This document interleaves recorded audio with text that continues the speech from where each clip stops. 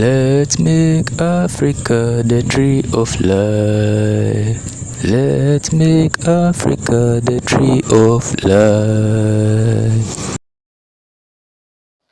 Hello, welcome to Josh Moment. So in today's episode, we'll be looking at the Transatlantic slave trade. And if you are new to the channel, don't forget to subscribe to this channel, like, and share this video. And let's explore the rich history of Africa together. So without much ado, let's start with this episode. So the Transatlantic slave trade, a brutal system spanning from the mid-15th century to the 19th century, represents one of the most devastating episodes in human history. This presentation considers its origin, the economic and political forces that propelled it, the horrific conditions endured by enslaved Africans, the key participants, and its lasting consequences across the continent of Africa, the Americas, and Europe.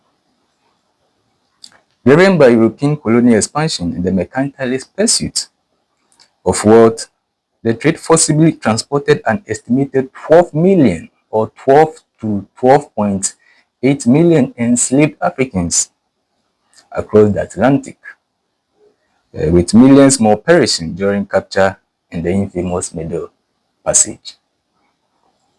This systemic human trafficking laid the foundation for race-based chattel slavery in the Americas, fueling immense profitable plantation economies at the immeasurable cost of human life and dignity.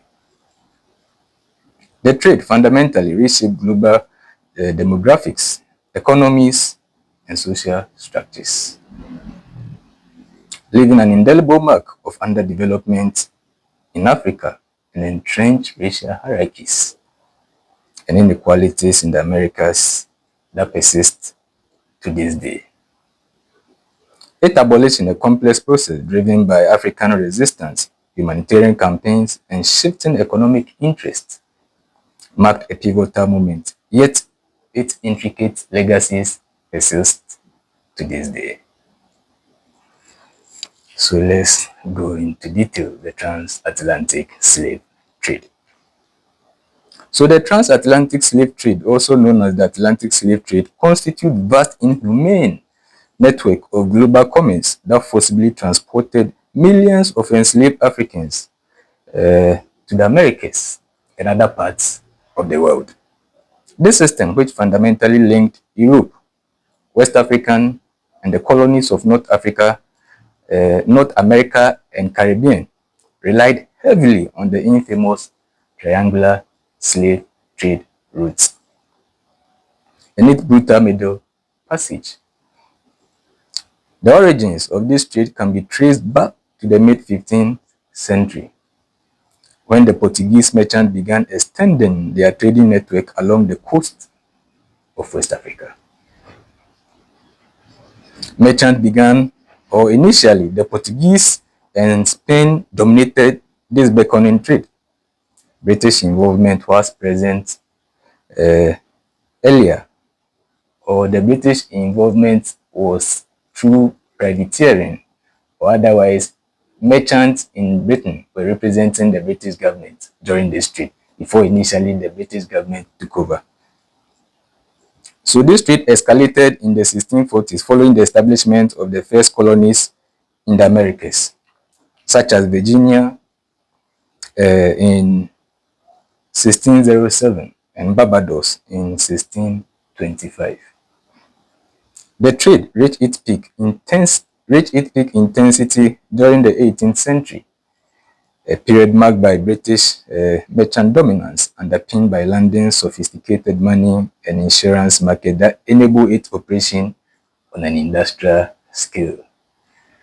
In the 18th century, yet the British were involved in insurance. Anyway, let's continue. Although official abolition effort began in the early 19th century, illegal trading persisted for several decades, extending the trade reach into the 19th century. So the abolition was made or was officialized in the 19th century, but then the illegal trade also continued further into the 19th century. The total human toll of the transatlantic slave trade is staggering. It is estimated that 12 million to 12.8 million, like we said earlier, million enslaved African women, men, and children were forcibly embarked from Africa and transported across the Atlantic Ocean. This journey itself, known as the Middle Passage, was catastrophic, with over 1.8 million or nearly 2 million fatalities occurring during the oceanic journey alone. Consequently, only an estimated 10 million to 10.7 million enslaved Africans survived to disembark in the Americas and the New World.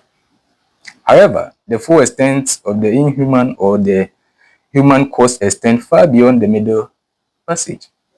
Millions more people perished as a direct result of the slave trade and wars that fueled the trade within Africa, as well as during the odious overland marches to the African coast for sale to European traders. Records indicate that the mortality rate in coastal barracoons and on dock ships where kidnapped Africans were held hostage, awaiting transport, were extraordinarily high, sometimes equaling those of European 14th century Black Death. That's a staggering number we're talking about here, which claim at least 40% of Europe's population. This means that countless Africans died before even beginning the transatlantic voyage. This broader understanding of fatalities revealed that the commonly cited figures of the Middle Passage mortality, while horrific, represent only a portion of the total human cost. The true death toll of the transatlantic slave trade must encompass the fatalities incurred during capture, forced marches from the interior, and prolonged confinement in coastal holding facilities such as the barracoons and the dungeons and all that. This implies a more pervasive and prolonged process of destruction, highlighting the brutality of the system extending far beyond the confines of the slave ships themselves, impacting African communities from the moment of initial abduction. So let's look at the historical origins of the transatlantic slave trade and the forces that propelled the transatlantic slave trade. So the development of the Atlantic slave trade was linked to the broader European overseas expansion and the establishment of trade contacts between the Old World, Afro-Eurasia, and the New World, the Americas. Beginning in the 1400s, European powers including Portugal, Spain, Great Britain, France, Germany, Italy, and the Scandinavian nations embarked on voyages of discovery and subsequently dispatched ships and armed forces to exploit the vast land and extraordinary natural resources of the Americas. Resources such as gold, sugar, and tobacco were perceived as critical opportunities to accumulate wealth and power and influence in an era of intense competition among European states, vying to establish overseas empires. The prevailing economic philosophy here in the time was mercantilism, which provided the ideological framework for this expansion. Mercantilism posited that a nation's power and prosperity were directly proportional to its accumulation of wealth, particularly gold and silver, and its ability to maintain a favorable balance of trade, exporting more than it imported. Colonies played a dual role in achieving these mercantilist objectives. They served as a reliable source of cheap raw material, example, timber, sugar, tobacco, fur, for the mother country, and simultaneously functioned as captive markets for finished goods. Example, furniture, gun, metal implements, among others, which were manufactured in Europe. Within this system, the trade in enslaved people was not an auxiliary component, but an essential one, providing the mass force labor necessary to render the plantation economies of the Caribbean, the North America, and South America, which were immensely profitable.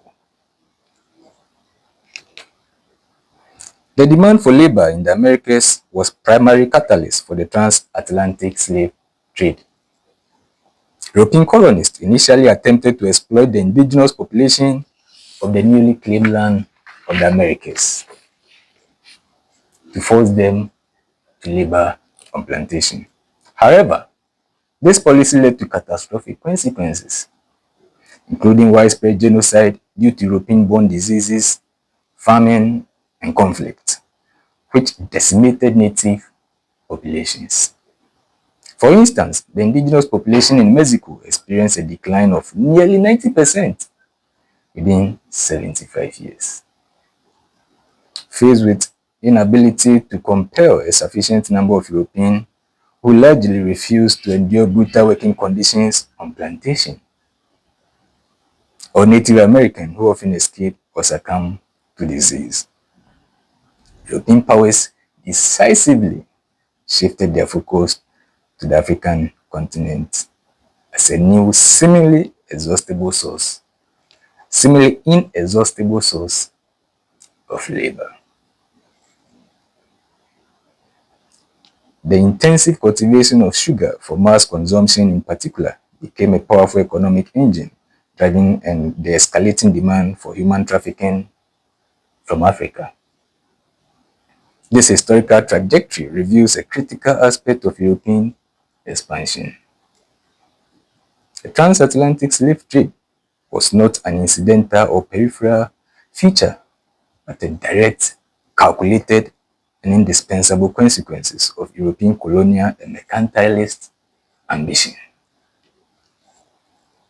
The relentless pursuit of wealth and the establishment of overseas empires directly necessitated the large-scale, racially codified dehumanization and trafficking of millions of Africans. This understanding refutes any notion that the trade was merely an extension of pre-existing African slavery. Instead, it was qualitatively different, industrially scaled, and racially defined system driven by European capital and demand. So let's look at another factor that played a role to the transatlantic slave trade. This one we're talking about technological advancement. So technological advancement in seafaring were also crucial enablers of this transcontinental enterprise. During the 15th century, European innovations such as the carver significantly improved ships' capability to navigate challenging tidal currents and successfully traverse the Atlantic Ocean.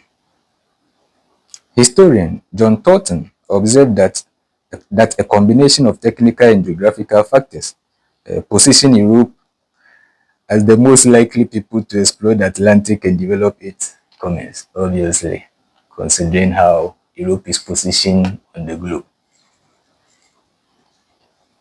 This drive was fueled by the search for new and profitable commercial opportunities outside Europe, as well as the desire to establish an alternative trade network to that controlled by the Muslim Ottoman Empire. So it's a competition between the Europeans and the Ottoman or Muslim Ottoman Empire, which was perceived as a commercial, political, and religious threat to European Christendom.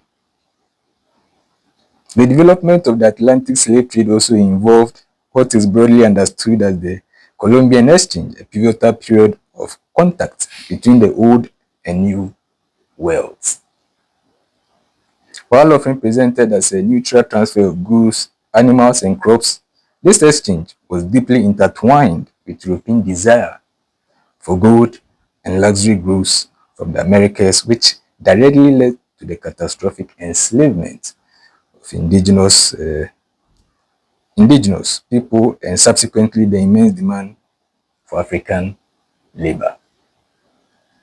The introduction of European disease which decimated native population further entrenched the labor vacuum that the slave trade then filled.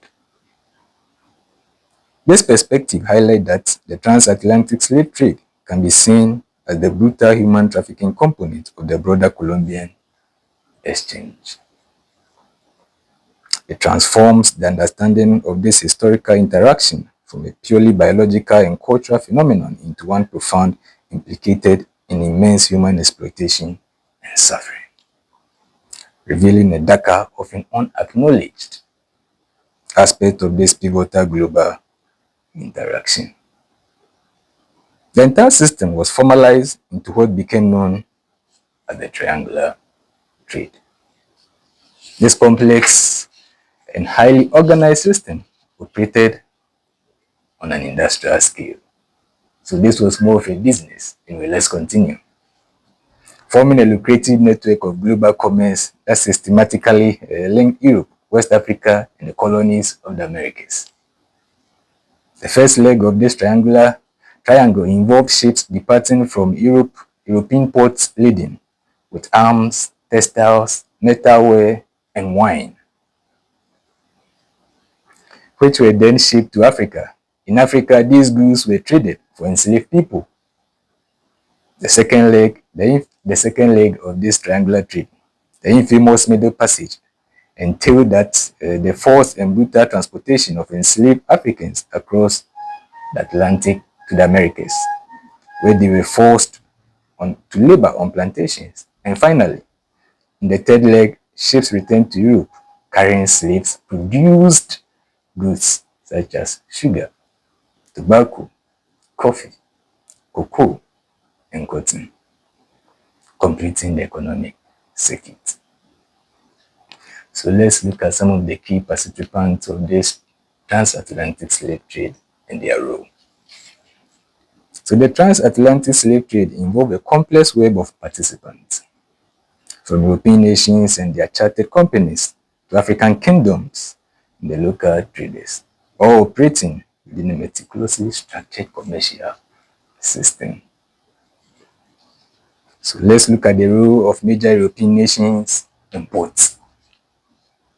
The primary European nations engaged in the transatlantic slave trade, listed broadly in order of their trade volume. So let's look at the more contributing ones to the less contributing ones. So we have included Portugal, Britain, Spain, France, the Netherlands, the United States, and Denmark, with Sweden also playing a role. Portugal initiated and dominated the early stages of the trade from the mid-15th century until the mid-17th century, notably completing the first transatlantic voyage to Brazil in 1526. Britain emerged as the preeminent power in the 18th century, with its beckoning capital and insurance market providing the financial backbone for the trade. So insurance companies were sponsoring ships to engage in the slave trade in Britain. Very interesting. Anyway, so major British ports served as crucial hub for this commerce. Between 1695 and 1807, Liverpool alone accounted for approximately 5,300 slaves voyages. They're not talking enslaved people. 5,300 slave voyages. London also accounted 3,100 voyages. And Bristol for also 2,200 voyages. Another European port, including Amsterdam, Barcelona, Bordeaux, Cadiz, Lisbon, and Nantes, collectively contributed around 450 voyages during the same period. Liverpool in particular became the dominant European port for slaving in the later half of the 18th century, transporting half of the 3 million Africans carried across the Atlantic by British slaves. So let's look at the role of European trading companies. The first one was the role of European nations and their ports. And now the role of European trading companies. So the British government actively fostered Atlantic slave trade by granting royal charters to trading companies, providing them with monopolies and significant economic leverage. It was a whole profitable business on its own, Atlantic slave trade. A prime example is the Royal African Company established by Charles II in 1660, which held a monopoly over the English slave trade to 1672. This monopoly generated immense profit for its landing merchant backers. However, this lucrative monopoly faced opposition from other merchants eager to enter this lucrative monopoly or this lucrative monopolized trade, leading to its termination in 1698. Beyond corporate structures, personal investment in slave trading companies such as the South Sea Company or the Royal African Company was a common practice. So people were investing in these companies and they were getting returns. Wow. With even members of the royal family and aristocracy holding shares. The financial infrastructure supporting the trade extended beyond direct trafficking. German and Italian merchants and bankers, particularly from Genoa, provided essential funding and insurance, instrumental in expanding Portugal's capacity to traffic Africans. This widespread financial backing underscores the transatlantic slave trade was far more than a collection of isolated acts of piracy or opportunistic trading.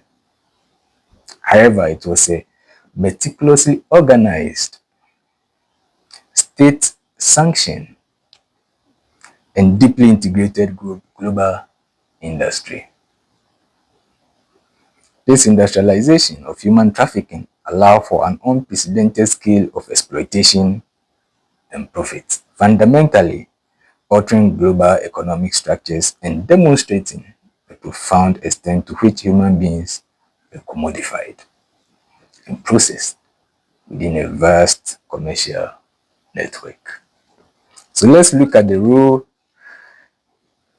some of the African nations and regions played in the transatlantic slave trade. The vast majority of enslaved people transported across the Atlantic originated from West and Central Africa, with nearly half of all captives taken from regions corresponding to present-day Congo and Angola. European slave traders predominantly acquired enslaved individuals by purchasing them from local African leaders and traders, rather than conducting widespread coastal raid themselves. So before the Europeans would come, some African people and leaders who were engaged in these slaves would have captured some people and then some war captives for sale to European merchants, European slavers.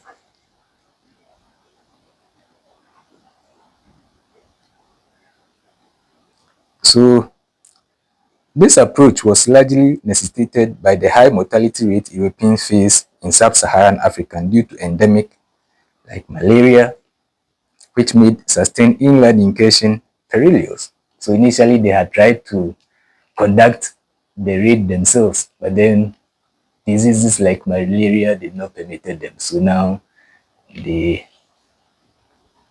did the trade through some of the African leaders and African slave traders, people who own themselves to be slave traders. So let's continue. So numerous African nations and empires participated in the trade, often capturing individuals through warfare or raid on neighboring settlements for sale to Europeans. These included powerful entities such as the Kingdom of Dahomey in present-day Benin, the Alawite dynasty in Morocco, Ottoman Algeria, Egypt, the Kanem Bornu Empire, the Kingdom of Alada, and the Aru Confederacy in Nigeria, and the Asante Empire in Ghana. Other significant African polities also involved were the Oyo Empire, the Congo Empire, Imame Tofuta Jalon, Imame Tofuta Toro, Kingdom of Kuya, Kingdom of Kasu, Kingdom of Kabo, and the Fanti Confederacy. These dynamics reveal a crucial complexity. While some African states and individuals undeniably participated in the transatlantic slave trade, their involvement was largely a response to the overwhelming and persistent external European demand and the economic incentives it presented. So it was more or less the Africans refused at a point, but then eventually they had to be compromised. Anyway, let's continue. European demand for labor in the Americas initiated and fueled this undertaking, creating a lucrative market that incentivized inter-African war, raiding, and kidnapping. These exploitative comments influenced African political and religious aristocracies, warrior classes, and the biracial elite, who made gains from the trade by participating in the oppression of their own people. This dynamic created and perpetuated internal conflict, destabilized existing African social and political structure, and ultimately made African societies more vulnerable to future European colonial conquests. Don't forget, after the slave trade, then came colonial rule. We'll look at that in some of the subsequent episodes. Let's continue. It is crucial to understand this system as a system of external demand that exploited and amplified existing internal power dynamics, rather than solely an internal African phenomenon, highlighting the manipulative and corrosive nature of European engagement.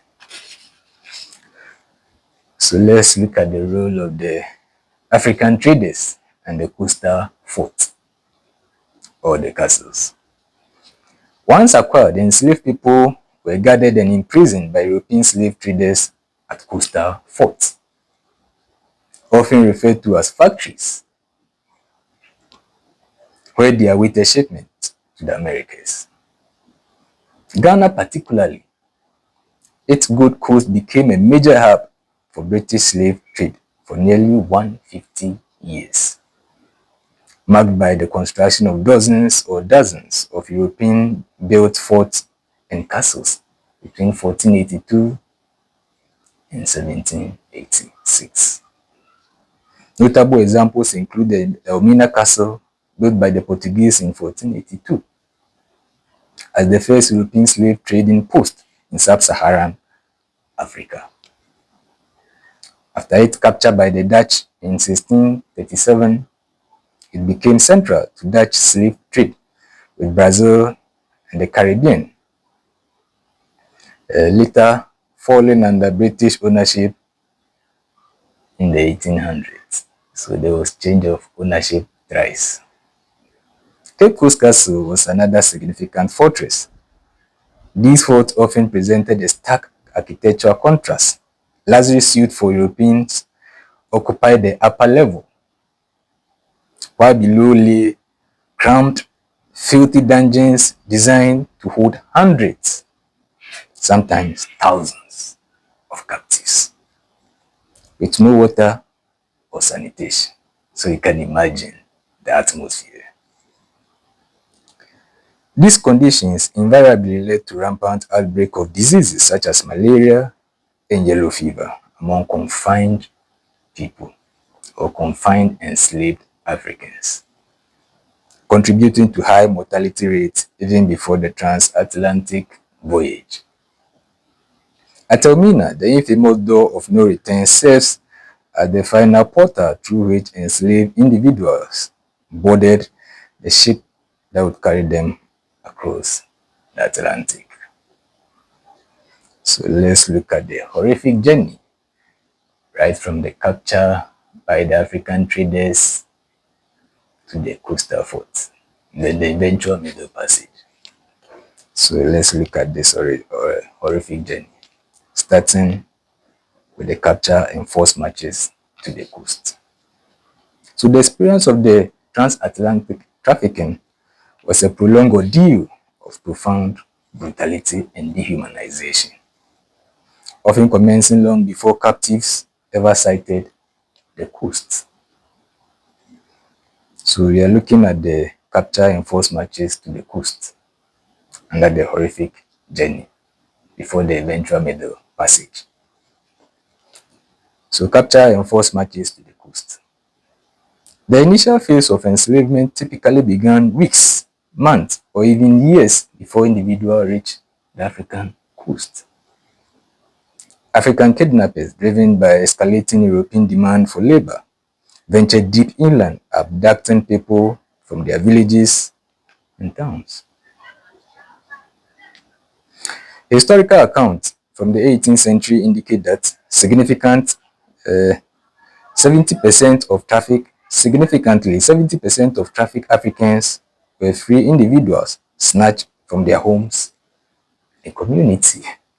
So it was very unsafe to be roaming back in the days of the transatlantic slave trade, because slave raiders could capture you at any time for sale to European slavers.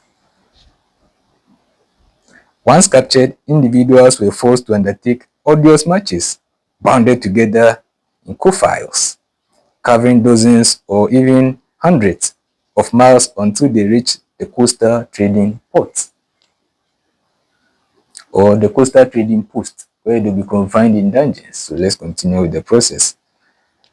This initial phase immediately inflicted severe physical trauma, including exhaustion, injury, and starvation, compounded by profound psychological trauma of familial separation or family separations, as individuals were ripped away from their homes and loved ones.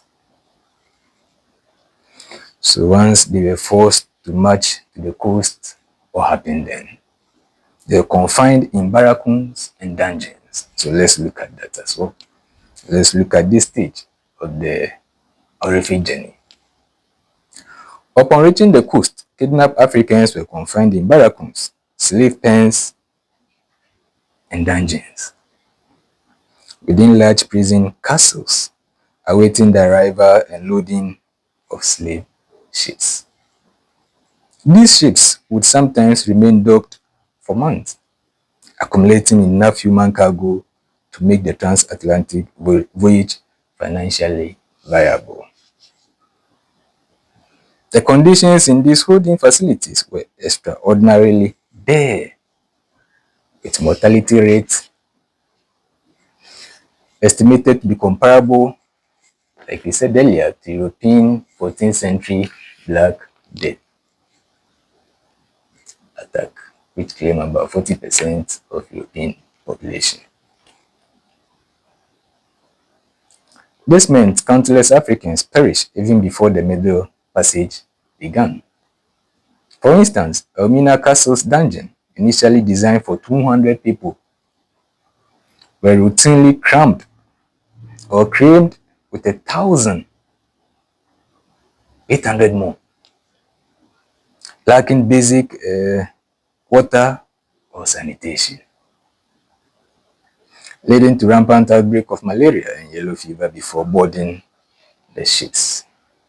Captives endured invasive and dehumanization examination by the captain or surgeon. They were stripped naked and molested to assess their physical suitability for hard labor and reproduction. One trafficker explicitly likened the process to inspecting a horse before purchasing. That's very sad. Anyway, let's continue. Highlighting the complete commodification of human beings. Now, so from capture to forced marches to confinement in barracks and dungeons, let's look at the Middle Passage itself as the final stage of the horrific journey. So the Middle Passage itself, the oceanic journey across the Atlantic, typically lasted around 80 days. Though voyages could extend for several months on purpose built slave ships.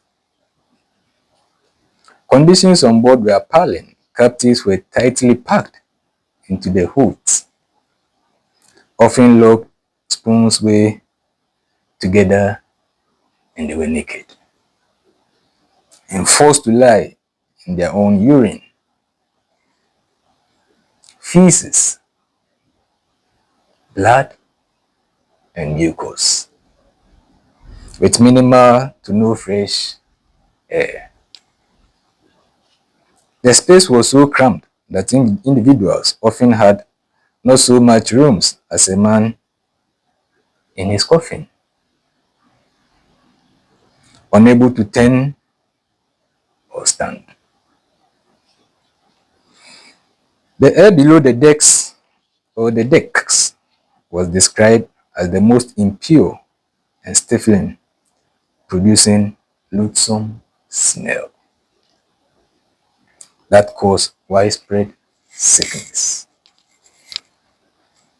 Diseases such as dysentery, the flax, smallpox, fever, and scurvy were rampant due to unsanitary conditions, oppressive heat, and lack of ventilation. Mortality rate averaged over 20% of the early decades of the trade, declining to about 10% by the 1800s. Improvement had been made by the 1800s, partly due to some European governments introducing regulations. Some individual ships experienced mortality rates as high as 33% of the enslaved people losing their lives even before they embarked or disembarked. Men were typically shackled together in deck. This arrangement tragically exposes women and children to increased violence and sexual abuse from the crew. The conditions endured by enslaved Africans were not merely harsh, but systematically designed to dehumanize, terrorize, and control, with violence and sexual exploitation being integral tool of the system. The deliberate nature of this dehumanization is evident in the invasive physical examination comparing humans to livestock. The intentional packing of bodies in their own waste, the forced dancing for exercise, and the horrific use of infants as tools of terror against mothers. These actions were aimed at stripping Africans of their dignity, individual identity, and their will to resist, reducing them to mere commodities. This extreme brutality was not an incidental byproduct of the slave trade, but rather a calculated and essential component of its operation. By systematically reducing human beings to cargo and merchandise, enslavers sought to justify and facilitated the exploitation, creating a psychological environment of pervasive terror that aimed to break the spirit and collective will of the enslaved African or the enslaved. This systemic dehumanization laid the foundational groundwork for racial hierarchies and chattel slavery that will be deeply entrenched in the Americas to this day.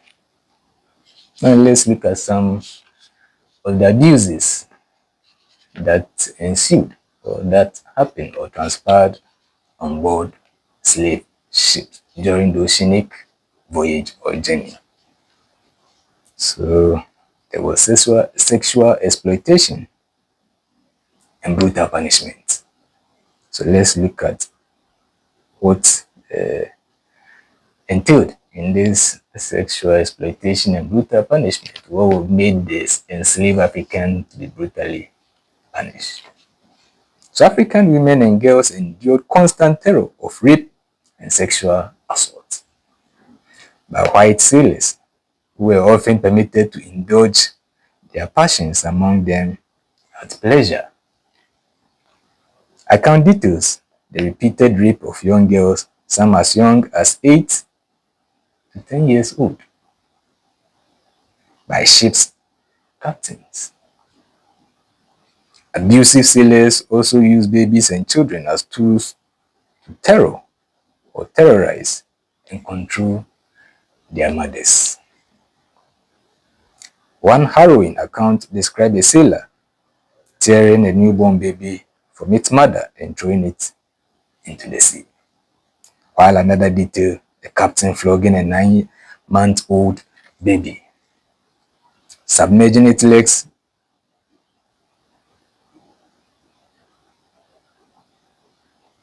Okay, let's continue. The mother was then beaten until she agreed to throw her baby's body overboard, an act intentionally committed in view of other captives to instill fear.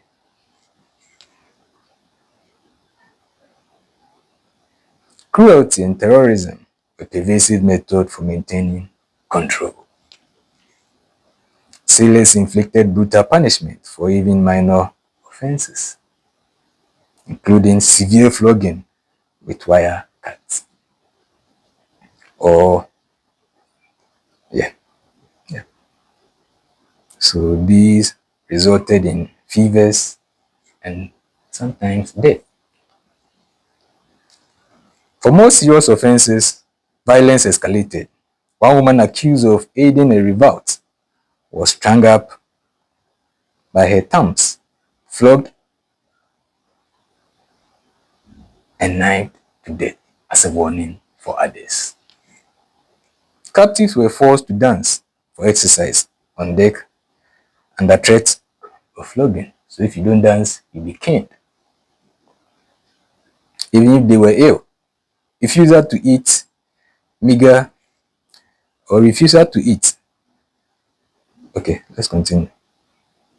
So a grim economic paradox lies at the heart of the slave trade. Maximizing profit required both extreme control and often achieved through brutal violence and then the surviving of the cargo. Okay. So despite the devastating mortality rates on slave ships, European governments introduced laws to control the condition on board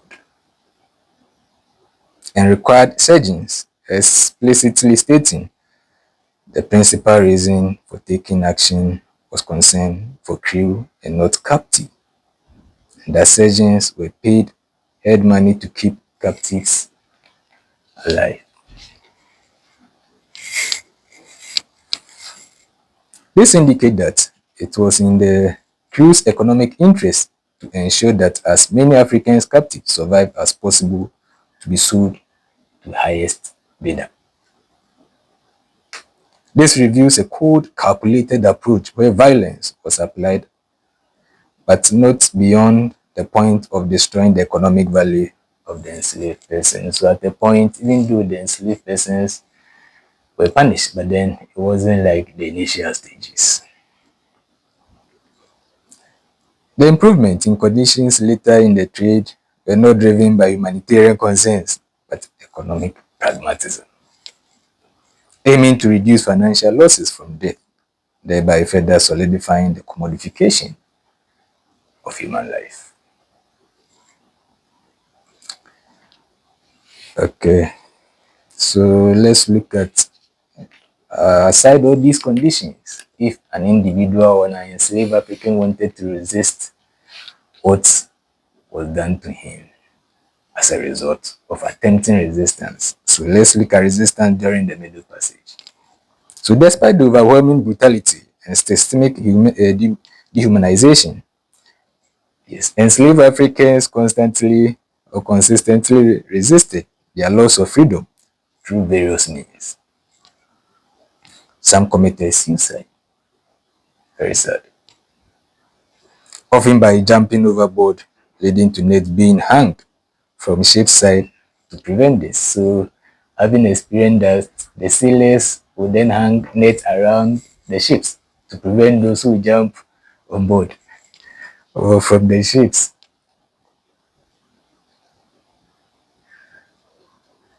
Or by refusing to eat, leading to forced feeding. So the slaves who were retaliating by refusing to eat were forced to feed or were forced to eat. Others organized insurrections and revolts on board the ships, though these were often brutally quelled due to the superior weaponry of the crew. The constant threat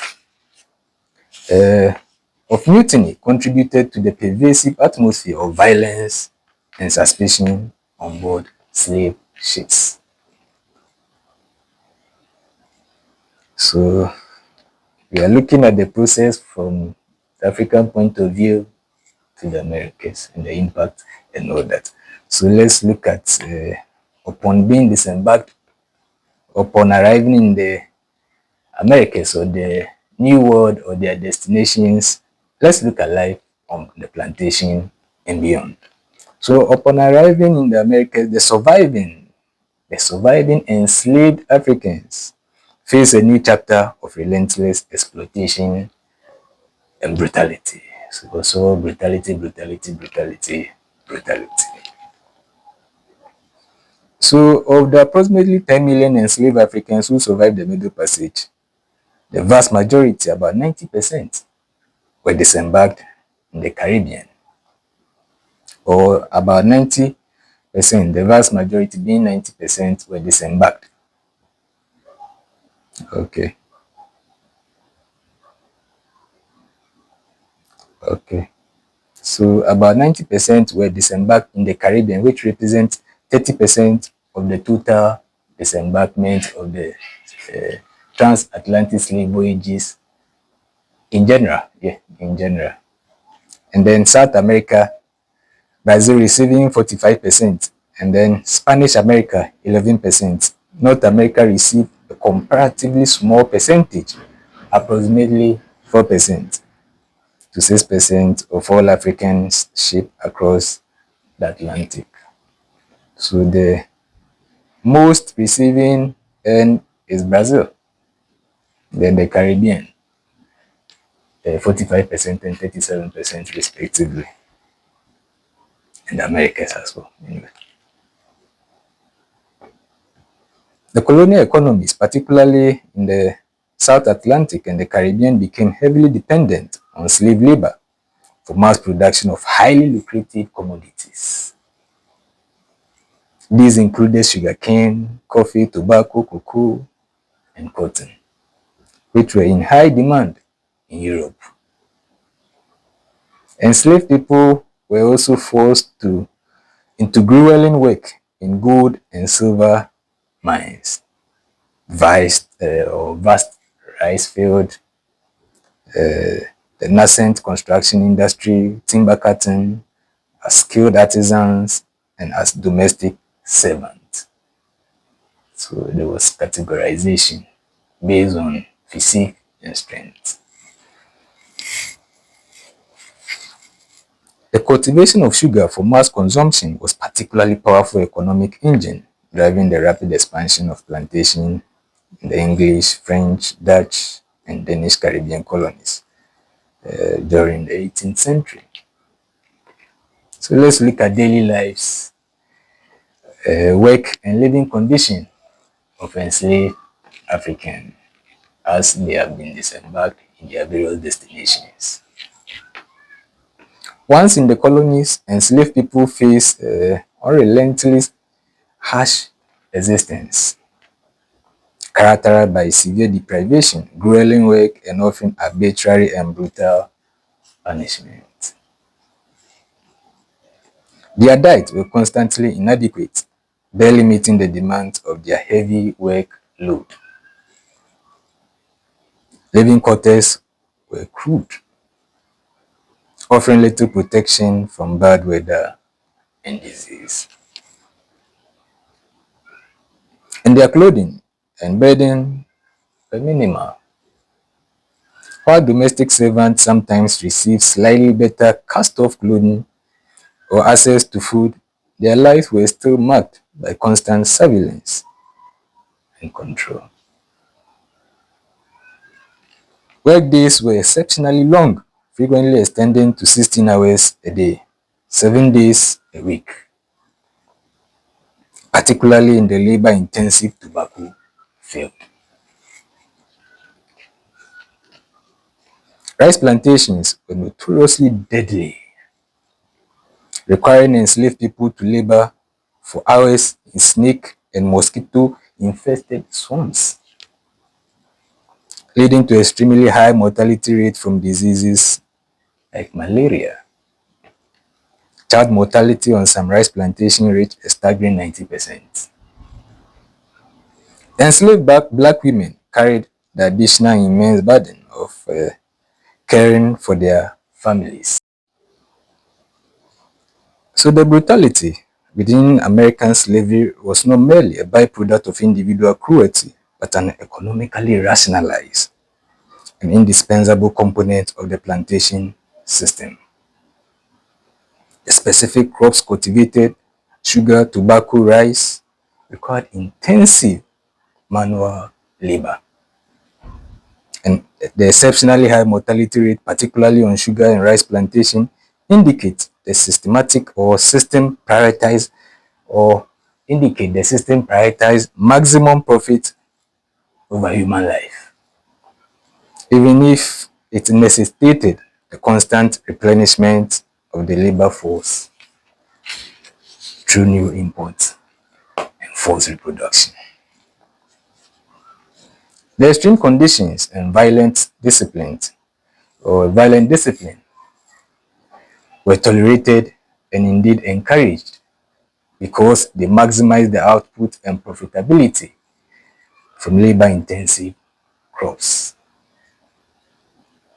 This demonstrates how the relentless economic imperative of the trade directly shaped the lived experience of enslaved Africans, creating a system where human lives were considered expendable commodities in the relentless pursuit of wealth. So these conditions on slave plantation led to the formation or the establishment of racial caste system and dehumanization. So let's look at the dehumanization and the establishment of the racial caste system during life on the plantation, or the conditions that led enslaved Africans to be dehumanized, leading to the establishment of the racial caste system. By the mid-17th century, slavery in Europe or English colonies solidified into a rigid racial caste system, where African slaves and all their future offspring were legally considered the property of their owners, regardless of paternity. Enslaved people were legally classified as merchandise or units of labor and were sold in markets alongside other goods and services. Laws treated them as chattel property. With the 1969 bill, even famously exempting enslavers from punishment for murdering an enslaved person. As one could not be held criminally liable for destroying one's own possessions. So the slaves were considered possessions of their master.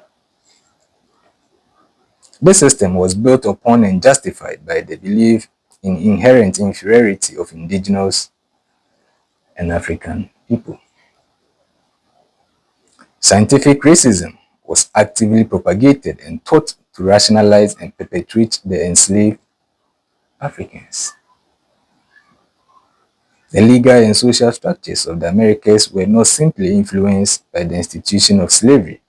They were fundamentally built upon and meticulously designed to perpetuate it through the process of racialization. The creation of a hereditary race-based system of chattel slavery transformed the very concept of race itself, intrinsically associating blackness with inferiority, servitude, and property status. This comprehensive legal framework ensured the permanence and adaptability of the system.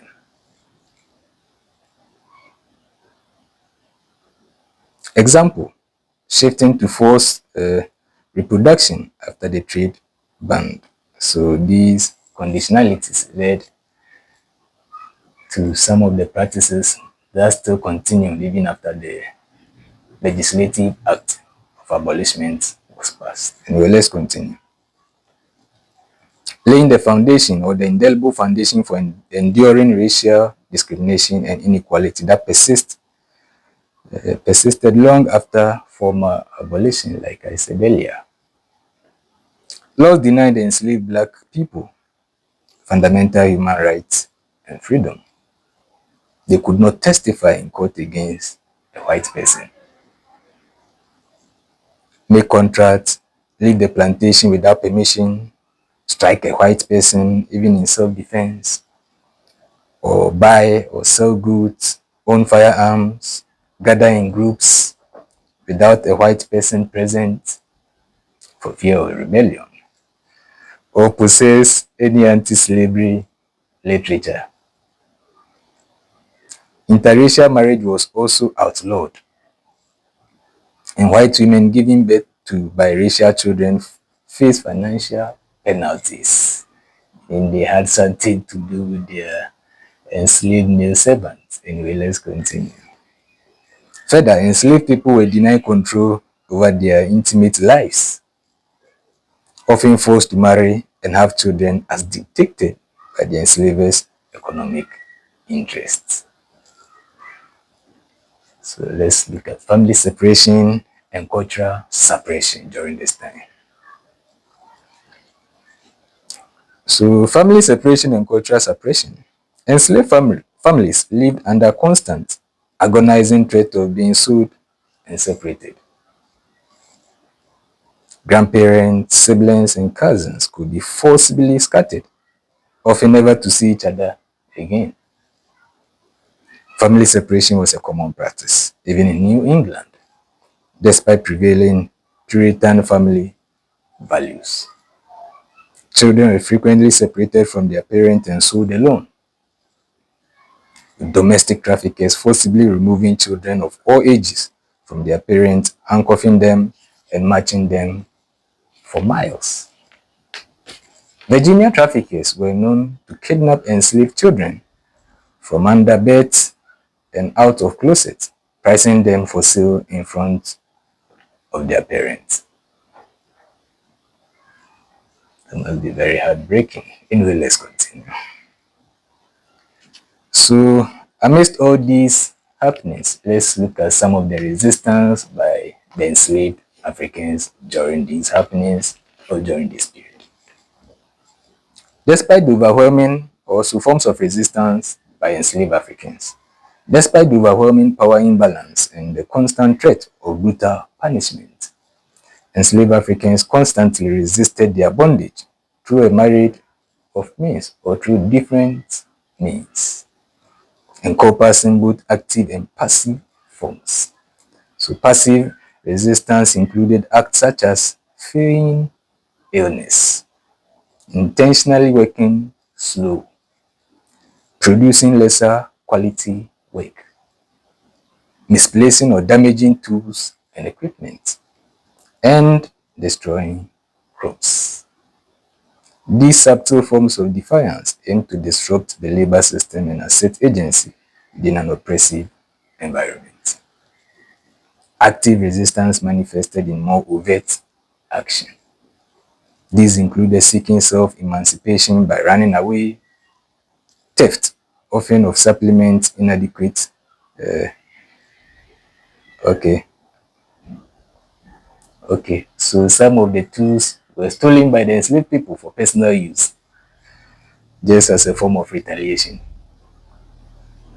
Sabotage, direct argument or physical confrontations with white slave masters and overseers, killing enslavers sometimes through poisoning. Suicide and self-mutilation to reduce their property value. Large-scale resistance included organized revolt on slave ships and plantations, as well as formation of independent maroon communities. Example, Columbus in Brazil, where escaped slaves established autonomous settlements.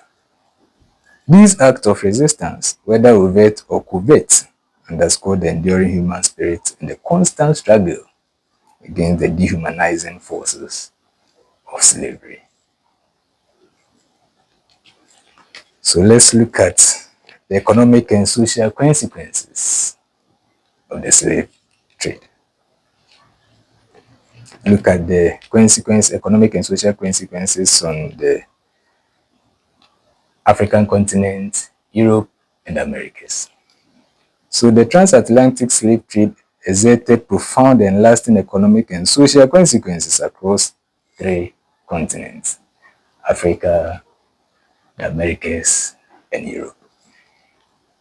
This system was fundamentally a zero-sum game, where immense wealth accumulation and accelerated economic development for Europe and the Americas came directly at the cost of profound and lasting underdevelopment, chronic instability, and immeasurable human suffering in Africa, even to this day. So let's look at the impact of the transatlantic slave trade on Africa. The trade resulted in severe demographic shifts across large regions of Africa, particularly West Africa and Central Africa. While approximately 12 million enslaved Africans were forcibly transported across the Atlantic, millions more perished during acquisition or during capture. Transit to the coast or in holding cells, significantly reducing the continent's population. This loss disproportionately affected the young and able-bodied population, leading to significant imbalances in gender ratios, as men were more frequently captured and sold. Economically, the trade radically impaired Africa's potential to develop economically and maintain its social and political stability. Don't forget the Africans were capturing and selling themselves to white slaves.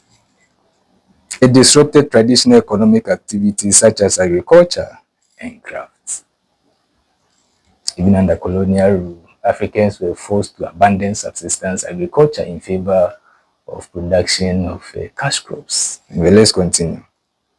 The influx of European goods like guns and textiles exchanged for slaves fundamentally altered the African economic system, fostering dependencies on foreign trade and diverting focus from indigenous industries and crafts. This resilience or this reliance on the slave trade left many African societies economically vulnerable once abolition occurred in the 19th century. So the slave trade more or less became the main source of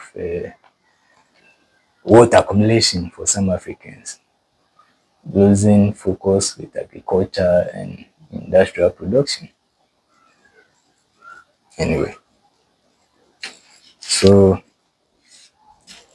the impact on Africa was not just quantitative, which was the population loss, but deeply structural and qualitative. The trade led to a significant loss of vital human capital, including skilled artisans, metal workers, and scholars, which stifled technological and intellectual advancements and contributed to the weakening of African society's ability to innovate and compete. globally. This pervasive brain drain, coupled with the constant interstate warfare and internal fragmentation, created a cycle of underdevelopment and vulnerability that profoundly shaped the continent's trajectory for centuries, making it inherently more susceptible to later European colonial exploitation and hindering its long-term economic and social progress. Socially and politically, the devastation of communities through warfare, raids, and the capture of slaves profoundly disrupted African social and political systems, leaving a lasting legacy of conflict and underdevelopment on the African continent. Families were torn apart, often permanently, and entire communities were displaced, leading to the loss of intergenerational cultural transmission and weakening of communal bonds. The external demand for slaves directly caused political instability and weakened states, promoted political and social fragmentation, and resulted in the deterioration of domestic legal institutions. So let's look at the impact of the transatlantic slave trade on the Americas. So the forced arrival of millions of enslaved Africans laid the foundational bedrock for the vast plantation economies in the Americas, primarily based on the cultivation of highly profitable crops like sugar, tobacco, and cotton. These economies, these economies generated enormous wealth for European powers and American colonists, contributing significantly to the rise of European industrialization. Slave voyages proved greatly profitable for their investors. The institution of slavery deeply entrenched rigid racial hierarchies in the New World societies, creating a fixed caste system based on race and labor.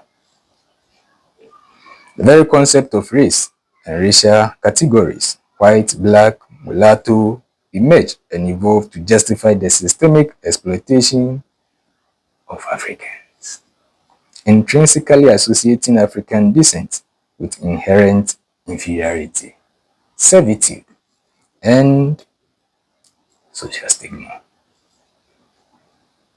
This created a profound racial divide that continues to affect social relations in post-emancipation nations. The transatlantic slave trade did not simply involve the forced movement of people, it fundamentally engineered and entrenched modern racial categories and hierarchies. The extensive dehumanization required to justify chattel slavery became deeply embedded in the legal system, social norms, and even emerging scientific thoughts across the Americas and Europe. This racialization of society created a durable framework of discrimination that continues to manifest in present or in persistent socioeconomic disparities, political underrepresentation, and complex struggles over cultural identity in contemporary societies worldwide. This demonstrates its profound, active, and pervasive legacy, underscoring that the racial divide is a direct, enduring consequences of this historical system. So, what all this means is the transatlantic slave trade entrenched or make formal racism and dehumanization. Anyway, let's continue. Despite the oppressive conditions, the forced migration of Africans led to the establishment of vibrant African descent communities throughout the New World. So that's how come you have black people all over the Americas, in some part of Europe, and almost all parts of the world, the Caribbean and all that. These diaspora communities develop distinctive cultural identities that creatively merge Africans, Europeans, and indigenous elements. So the combination of the three, African, European, and then the indigenous American stuffs, contribute immensely to culture richness of the Americas. This includes the development of African American, Afro-Caribbean, and Afro-Latin American cultures characterized by unique forms of music, dance, and new religions such as candomblé and umbanda, zango, and macumba in Brazil. The enduring legacy of slavery continued to profoundly influence race relations, perpetuate economic disparities, manifested in limited access to education, barriers to land ownership, and wealth accumulation, and exclusion from political power, and fueling ongoing struggle for racial justice in areas such as employment, housing, and criminal justice in contemporary societies, even to this day, in the New World, and where these enslaved African descendants are found. So let's look at the impact of the transatlantic slave trade on Europe.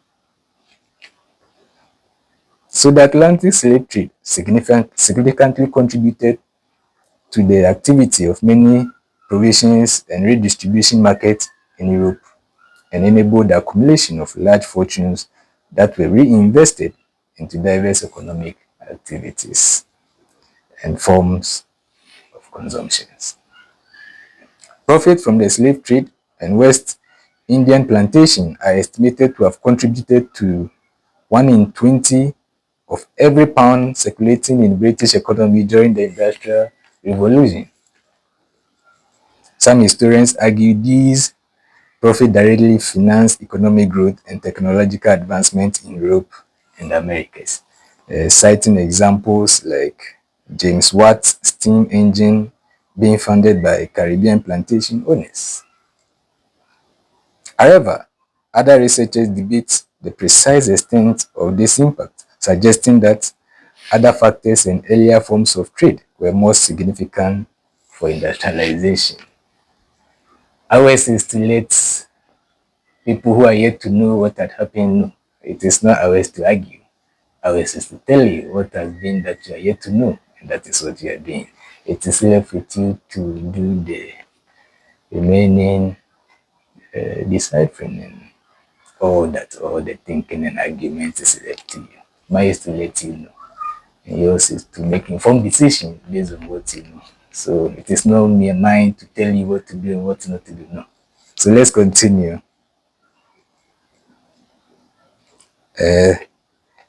So the comments generated by the slave trade provided a significant stage for expansion of banking, insurance, and commercial institutions, including the stock exchange, which collectively gained Britain a competitive advantage in global trade. The British Royal Navy played a crucial role in enabling the slave trade, both by seizing territories from European rivals to expand colonial possessions and by offering protection to slave ships.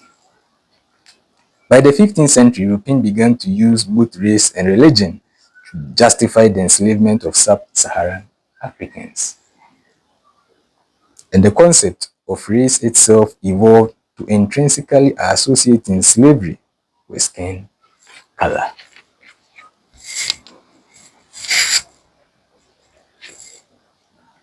Biblical interpretations such as the curse of Ham and papal bulls like Dams and Divisas and Romanus Pontifex were invoked to legitimize the subjugation of non-Christians,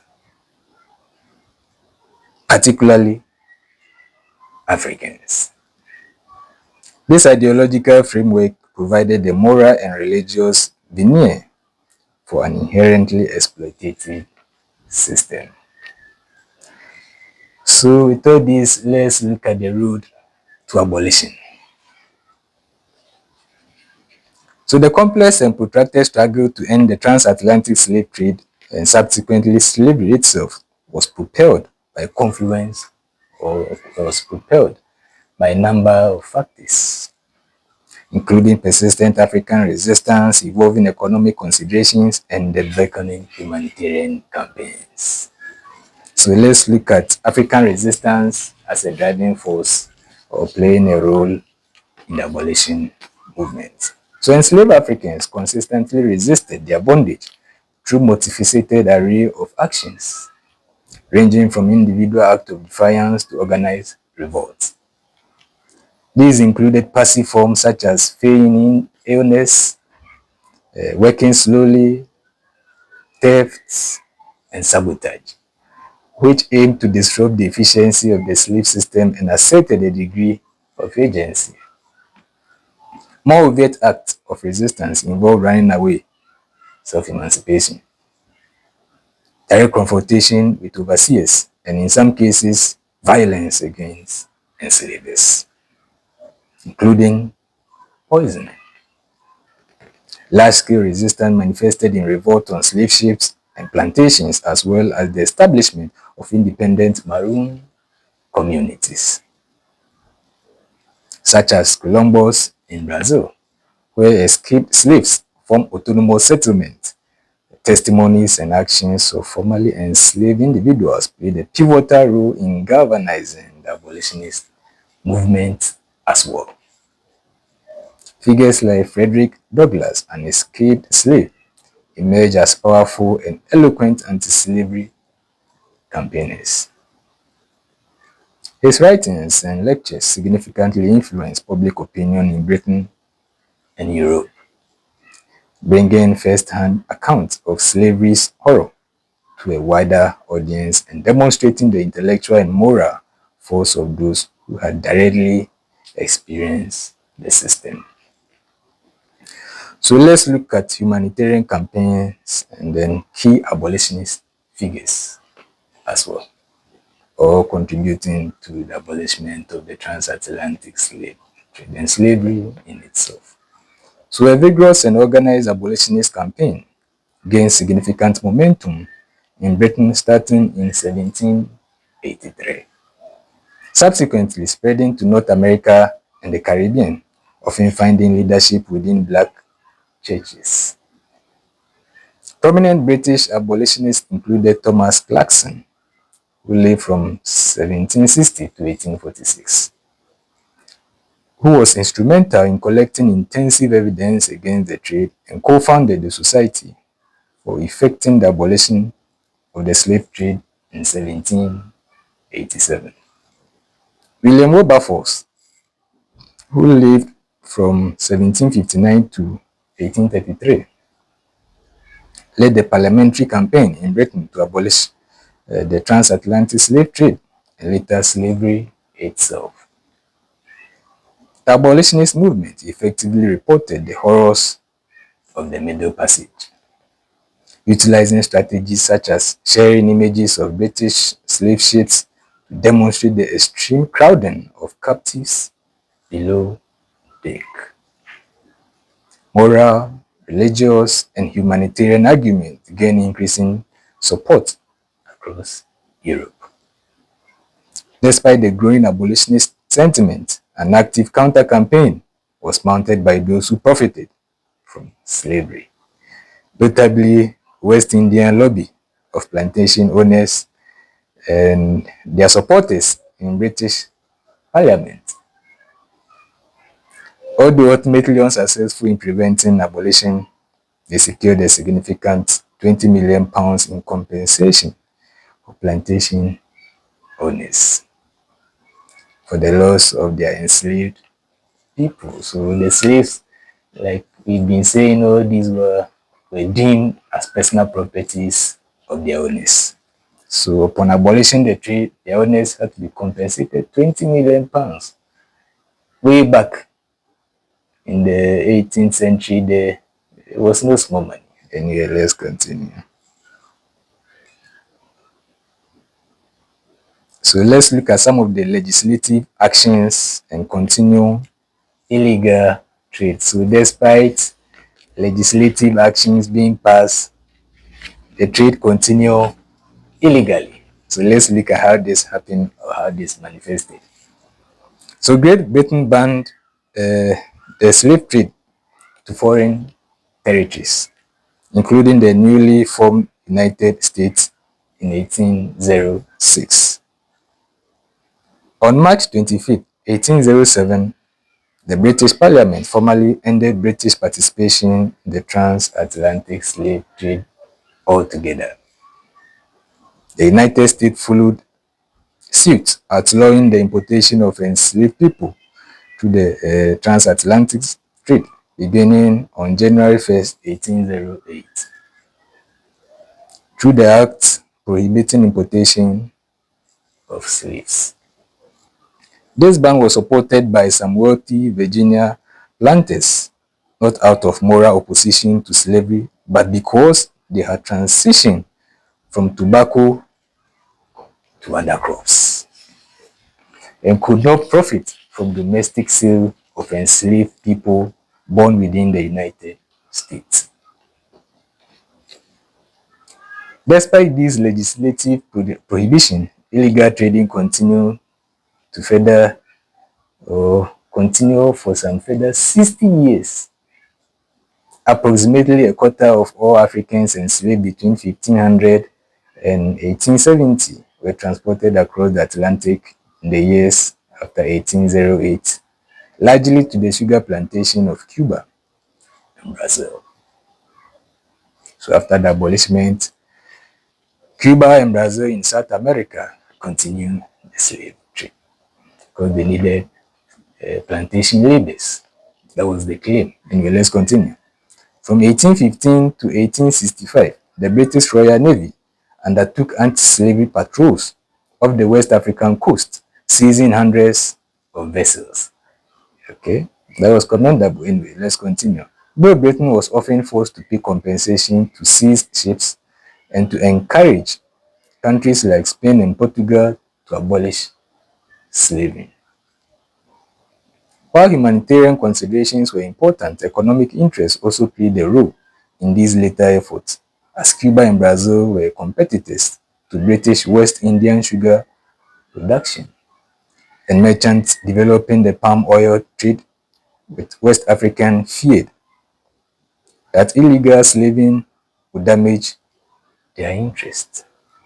So it was all about interest, not concerns for the enslaved people. In the United States, the campaign to end slavery itself was prolonged and bitter. It was advanced by over 100 anti-slavery societies. Influential periodicals like William Garrison's The Liberator and the continuous passive and active resistance of black people. While slavery was gradually reduced in the northern states, the determination of the southern states to oppose emancipation ultimately led to the American Civil War of 1861 to 1865. Many black soldiers fought on the federal side, forming separate units. The former ending of slavery in 1865, however, did not immediately improve the lot of most black Americans as new forms of discrimination also emerged. And let's look at these new forms of discrimination. So discrimination such as segregation will develop over the following century. The civil rights movement led by figures like Martin Luther King Jr. eventually achieved success in establishing legal equality. Though economic and social discrimination and disadvantage persist for many Americans of color, even to this day. So let's look at the conclusion to today's episode. So in conclusion, the transatlantic slave trade was meticulously organized, state-sanctioned, and deeply integrated global industry. that operated on an unprecedented scale, fundamentally altering the course of human history across three continents: Africa, the Americas, and Europe. Its origins lies in the confluence of European colonial expansion, the economic imperative of mercantilism, and the insatiable demand for labor to exploit the vast resources of the Americas. The failure of initial attempt to enslave indigenous population of the Americas, coupled with advancement in maritime technology, directly precipitated or contributed the systemic trafficking of millions of Africans. This process was not an accidental but a calculated, indispensable component of European imperial ambition. The human cost was immeasurable, extending beyond the horrific Middle Passage to include millions who perished during capture, forced marches, and confinement in coastal dungeons and barracoons. The conditions endured by enslaved Africans were systematically designed to dehumanize, terrorize, and control with violence and sexual exploitation, serving as integral tools of the system. This extreme brutality was economically rationalized, aimed at maximizing profits from labor-intensive crops, revealing a grim paradox where human lives were commodified and deemed expendable. The trip profoundly impacted Africa, leading to severe demographic shifts,